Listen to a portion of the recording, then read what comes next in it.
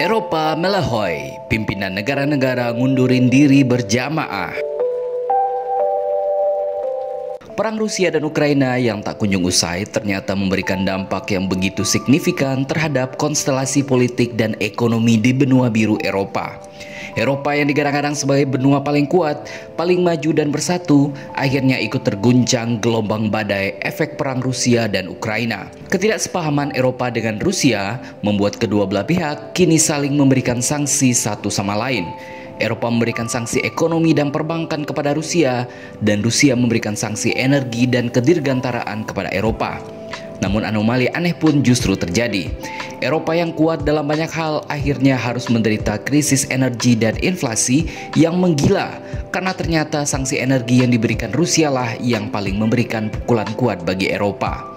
Mulai dari pembayaran yang harus menggunakan mata uang rubel, serta drama pemutusan aliran gas ke Eropa melalui pipa raksasa Nord Stream milik Rusia, ternyata membuat seakan-akan Rusia dan Eropa memiliki kekuatan yang setara, satu negara versus satu benua.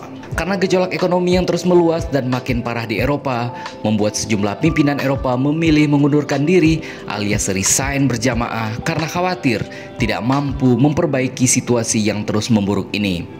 Kabar pertama dan paling mengejutkan datang dari negara King Charles III, Inggris Raya.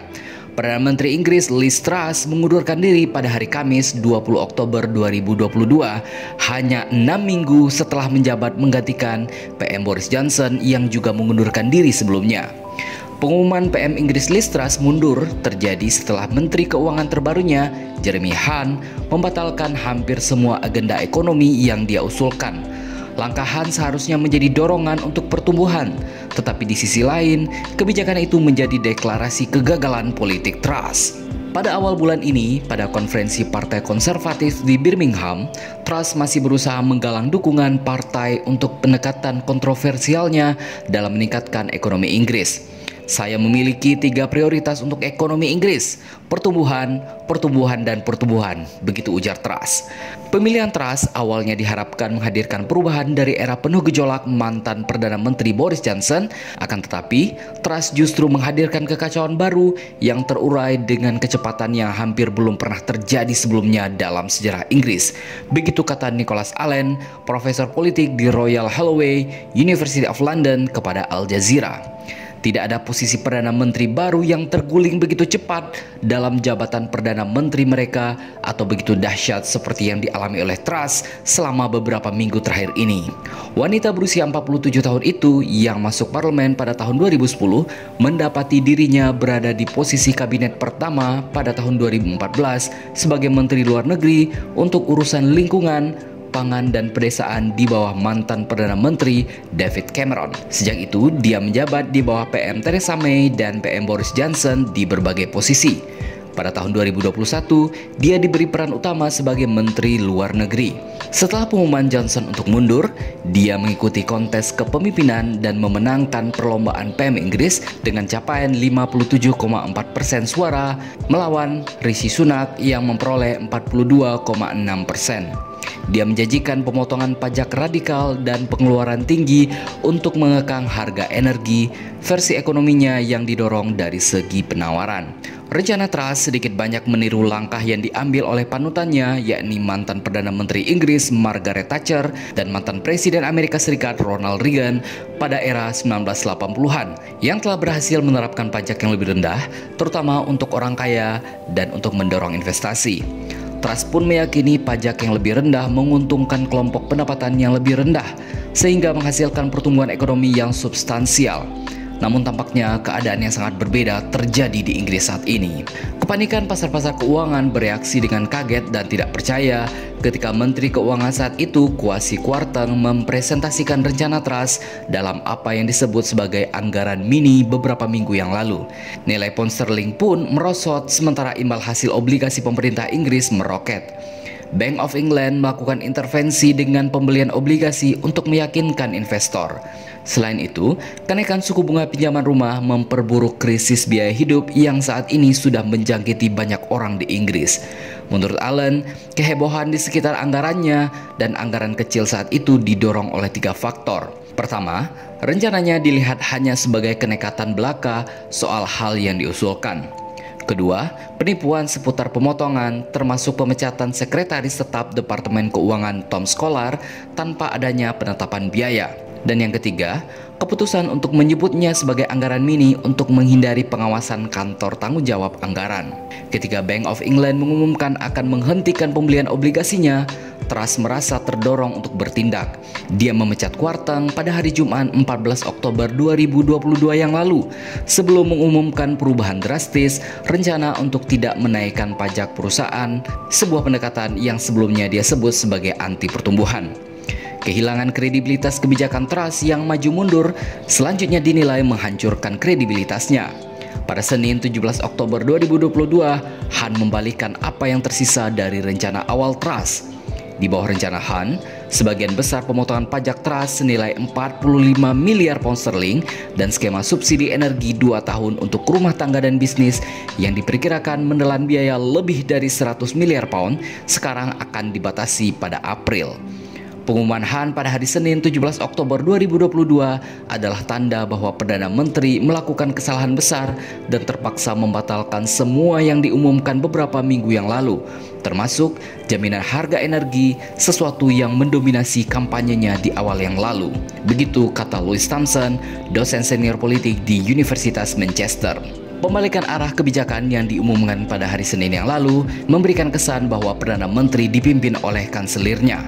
Selama beberapa hari terakhir, desas-desus di dalam dan di sekitar gelembung Westminster tentang kehancuran pemerintahan Truss telah beredar, mulai dari Han yang bertanggung jawab hingga kemungkinan mosi tidak percaya.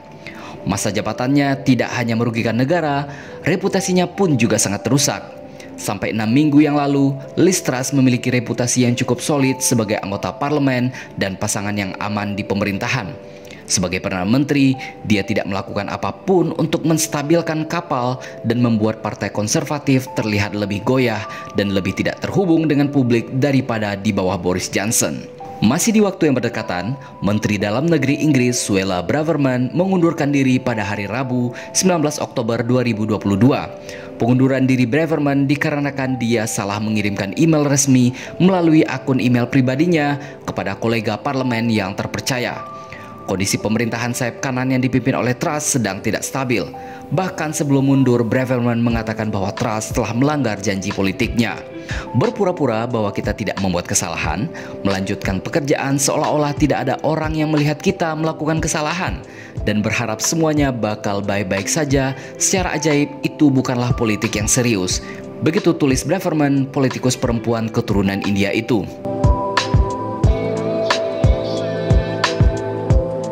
Kini bergerak ke negeri Pisa, Italia, juga ternyata mengalami hal yang serupa. Perdana Menteri Italia Mario Draghi mengundurkan diri pada hari Kamis 21 Juli 2022. Eropa pun dianggap kehilangan salah satu pilar utama di tengah masa kritis ini. Associated Press melaporkan bahwa Draghi menyerahkan surat pengunduran dirinya kepada Presiden Sergio Mattarella saat bertemu di Istana Quirinale pada Kamis pagi. Kantor Mattarella kemudian menyatakan bahwa mereka sudah mencatat pengunduran diri PM Draghi. Namun mereka meminta agar pemerintahan Draghi tetap berjalan. Draghi mengundurkan diri di tengah isu perpecahan yang kian kuat di dalam koalisi partai berkuasa.